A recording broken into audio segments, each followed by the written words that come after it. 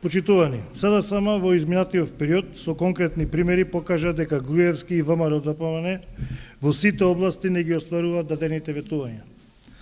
До сега со факти говоревме дека не остваруваат во економијата, здравството, земјоделието, инфраструктурата, енергетиката, информатиката.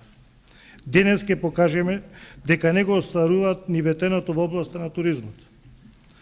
И затоа не треба да прелистуваме преродбата во 100 чекори, фактите говорат сами за себе.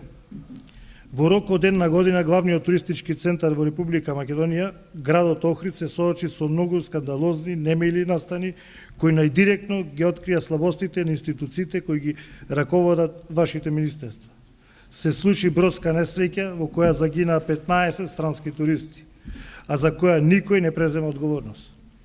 Насред туристичка сезона собствениците на бродовите се соочија со закотвени бродови и огромни загуби, без слух на надлежните и обид да ги решат проблемите.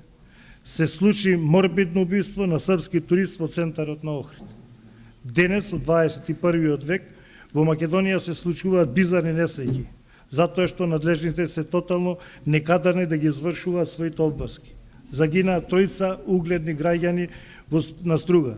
И тоа не е доволно за конечно се освести оваа влада и да свати дека развојот на туризмот не значи самоубави зборови на хартија, туку и конкретни дела.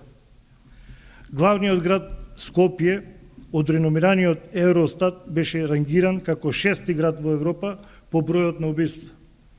Како очекува владата на ВМРО ДПМН да привлече туристи со вакви поразителни показатели за безбедноста во Република Македонија? И додека сме сведоци на сите овие случувања, владата не само што не придонесува за развој на туризмот, туку истиот се обидува да го искористи како алатка за уште една нова портокалова пералница за пари по примерот на Скопје 2014. Најновиот мегалмански проект Охрид 2014 е доказ дека Груевски и ВМРО ДПМН воопшто не е важно дали со своите измислици ќе уништат убавината на постечки и туристички локалитети и атракции како Плавошник. Туку единствено важно е како милионските суми народни пари преку овој проект да се исперат и да завршат во нечии џепови. Ако не можете да се соочите со основните обврски и да го заштитите имиджот на земјата, тогаш чуму господине Груевски и министри од владата сите тие скапи реклами по странските медиуми. Статистика пред 2 дена излезе со официјални податоци дека во периодот јануари-јули 2010 година, споредбено со истиот тој период минатата година, бројот на туристи е намален за 2,9%. Интересот се намалува и кај домашните туристи. И тоа не ни чуди кога во екот на туристичка сезона надлежните го ставија затворен магистралниот пат за Ресен и не најдоа потреба да го поправат од февруари месец оваа година. Со тоа Прилепчани, Битолчани и жителите од тој регион беа одсечени од нашите најатрактивни туристички дестинации – Охрид и Преспа. На страна 90 од портокаловата предводба велите дека ВМРО ДПМН го идентификува туризмот како еден од приоритетните сектори за развој на македонската економија. Согласно тоа, ако планирате развој на туризмот како досега, тогаш не треба да сме експерти. На сите ни е јасно ништо поминува македонската економија.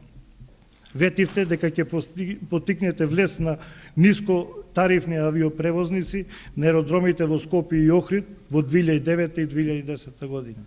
Се ближи 2011 година, а граѓаните и понатаму бараат алтернатива за скапи авионски билети на аеродромите во соседните земји. Не успеавте ни да привлечете инвеститори за хотели како што велите на страна 91 од природбата. Сигурно, кога ја пишувавте програмата, не мислевте тоа да го правите како со хотелот за Дранстор, кој го ветивте за 2009 година, но наместо бренд хотел, Скопје доби само една голема грда дупка во центарот на градот и нарушен углед на земјата. Од тука, безсмислено да се полемизира за сите други ваши неостварени ветувања во туризмот. Наводен развој на езерски, зимски, ловен, рурален, елитен, спортски или каков уште не туризам, решавање на статутот на детските и работничките одморалишта, подобрување на транспортната инфраструктура, изградба на мотели и слично.